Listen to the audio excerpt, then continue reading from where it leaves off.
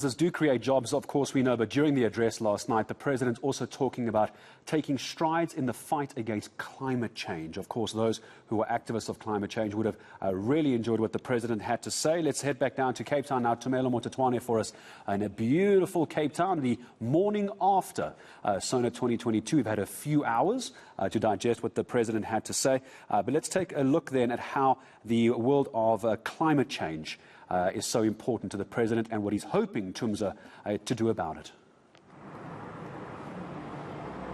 Absolutely, Gareth. And activists would be keen to know, is South Africa on the road, on a good path, that is, to ensure that they, of course, contribute their voice and action to fight climate change, both locally as well as, joining international peers. I'm joined now by Justin Smith from World Wildlife Fund. Justin, good to have you, and good morning to you. Your reaction, I suppose, firstly, from what the president had to say, particularly about climate change. I think we've seen a lot of development over the last few months, Tumelo. At COP26, obviously South Africa improved its nationally determined contribution, so we're very much in line with meeting the Paris Agreement, and I think that's a leadership position for emerging economies, so that's a really good signal that South Africa's kind of put in place. I think the other big news, obviously, last year, and that was touched on last night, was around the $8.5 billion Just Transition Finance Package. And I think we would have liked to see a little more detail yesterday around what that's going to be in practice in the next little while. But it's obviously a massive injection to helping us kind of shift away from our very coal-based energy system into a much more renewable-based energy approach. I think what's critical for South Africa is that we can't leave people behind in that process. And really, that's now to try and support the communities and the businesses that are on the coal supply chain, reskill workers and create new opportunities so that we don't actually just push our unemployment problem even further in dealing with another issue that we have in South Africa. Absolutely. And I think that's a balancing act that South Africa is a big test case almost for the whole world. So it's really important that we get this right. And I think we'll see a lot of focus in the next few months around it. We've had a presidential finance task team announced recently under an ex-Deputy Reserve Bank Governor, Daniel Manele. So hopefully we'll see exactly what these plans are, how it can be implemented really, really soon. Right. We've heard from private sector saying they would like to see more partnership between themselves as well as government, yourselves as the World Wildlife Fund. How would you say has been your relationship, if we could just reflect, with government, ensuring that you do give them the support, they give you the support in fighting an equal enemy here, which is climate change? I think the appointment of the Presidential Climate Change Commission has been a really important step. So it's brought a lot of stakeholders together, including business, labour, the civil society voices with government. And that broad kind of interaction at different parts of the country to get opinions around what should be South Africa's approach has been really good. There's been a lot of research done and a good report published in December. So hopefully, I think it's a sign that we are seeing a different level of engagement and partnership from government on this issue. I think in other departments, we'd want to see a little bit more of that openness to collaboration. We have a good relationship with the Department of Forestry, Fisheries and Environment. Last night, the President spoke about our water resources as well, and capacitating the Department of Water and Sanitation and creating partnerships in that space is really, really critical.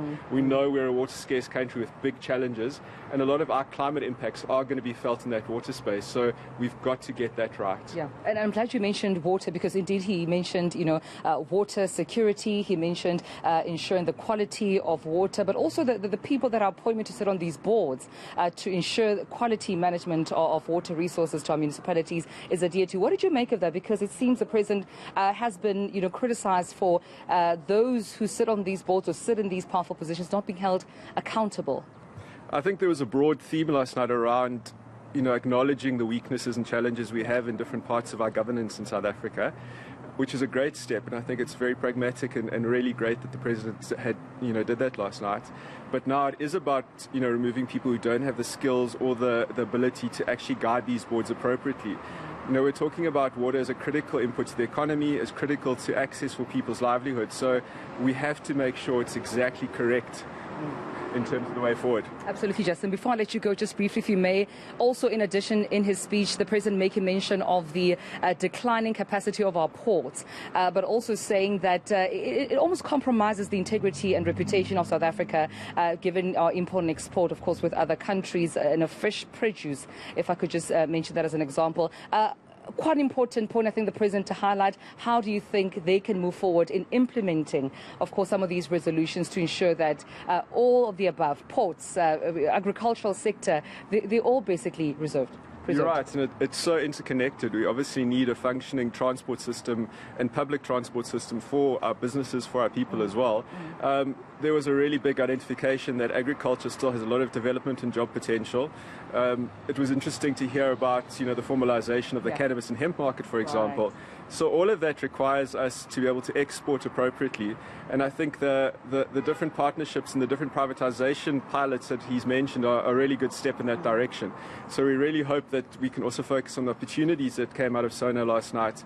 Not only agriculture, but green hydrogen, electric vehicles, our renewable energy processes in South Africa, and take that forward from a job creation and a good environmental perspective. I couldn't have said it better. Justin Smith, a pleasure talking to you this morning. Thank you so much for taking time to speak to us. And there you heard it, Gareth, a lot said by the President, also including, generation capacity, Eskom very central to that conversation. You would know the impact of Eskom and rather load shedding to businesses, to residents, communities, quite disheartening for many who may say South Africa may not be an attractive investment hub because of these challenges. But of course, the President promising that enough is being done to address some of these challenges, Gareth. Yeah, climate change issues and making our economy more competitive on a global scale. Couldn't agree more. Tumelo, for the moment, Tumelo Mototwane for us down in Cape Town. I'm going to go back to her in a couple of minutes from now.